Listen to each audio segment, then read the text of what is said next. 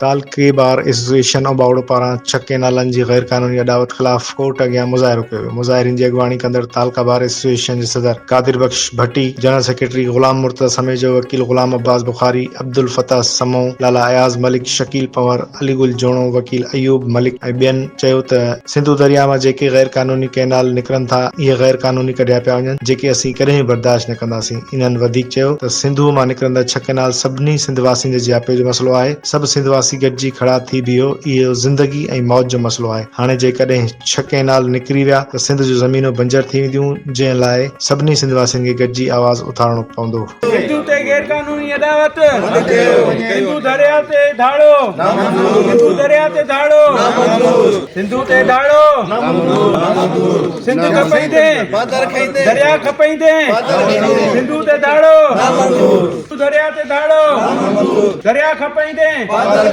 दरिया खपईंदे।